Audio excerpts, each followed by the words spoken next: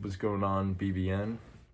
It's Elijah, and I'm back with another video. Today we're going to be talking about Jamal Crawford and what the addition of Jamal Crawford would mean, and I also am going to kind of tweak on some of my info. I kind of worded it awfully in my tweet.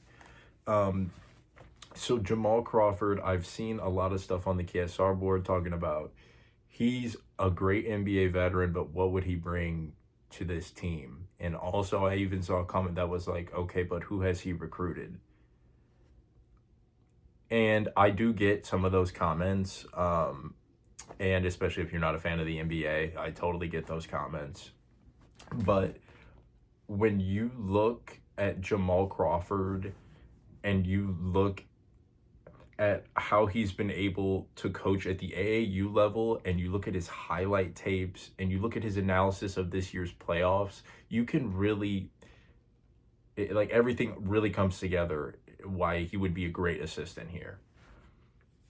So he coaches AAU right now. His AAU team is the Northwest Rotary Rebels.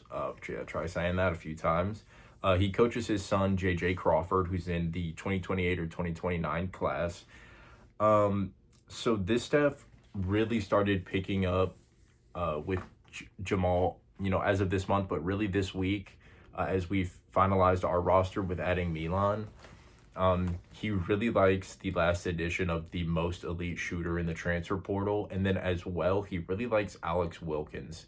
He's really interested in coaching Alex Wilkins.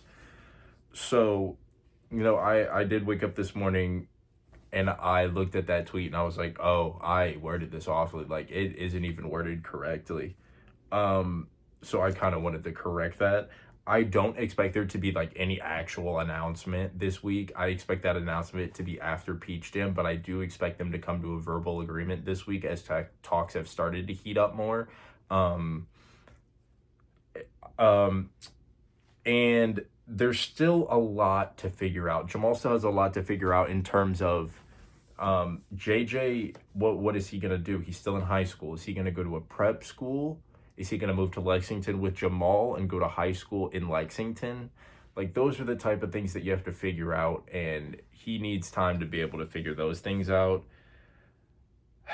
I don't know the exact number that has been thrown around, but I do know that a number has been thrown and that it is more than his sports analysis and reporting would pay him. So he is getting paid considerably to leave that sports analysis job. It would not just be a, hey, here's the same amount of money that you would make this year reporting and making analysis.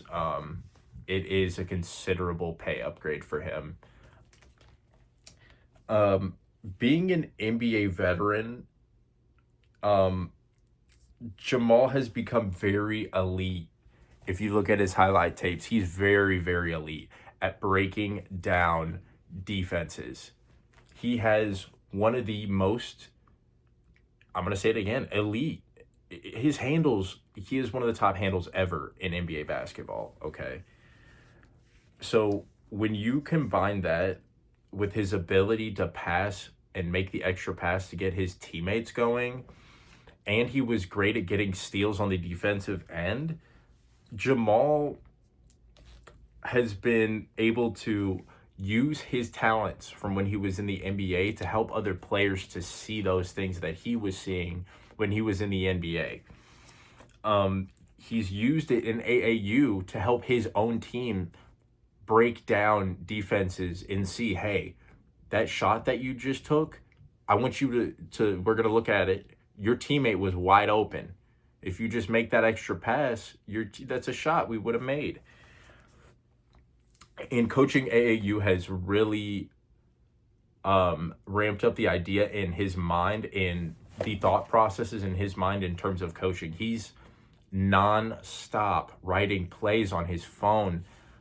Like, I love that type of stuff. As a coach, you have to love that type of stuff. Like, you love it. You're doing it because you love it.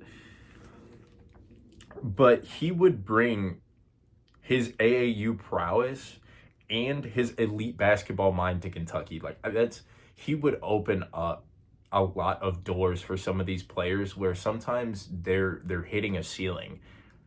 It just takes one guy sometimes to come in and be like, hey, here's a different way of seeing this, to open up and raise the levels of a player.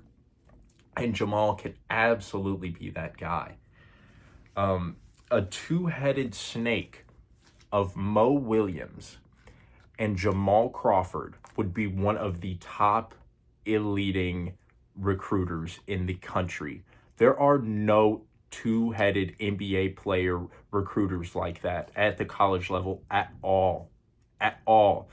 Two NBA veterans who made it a while into the league and were not just, oh, we made it 15 years. They were successful in the NBA, highly successful.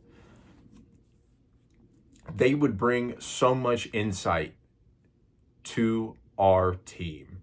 We need him. Mark Pope needs him to survive here for the next few years.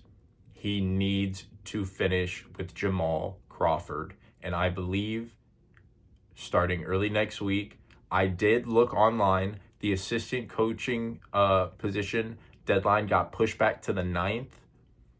I would expect around that time we're going to get a verbal agreement, no announcement. We're going to get an announcement after Peach Jam. He wants to finish coaching his son, JJ. And he also needs to figure out, is my son going to go to prep school or is my son going to go to high school? But besides that, guys, Jamal Crawford will be coaching here next year. It's just going to be a matter of, okay, when do we hear about it?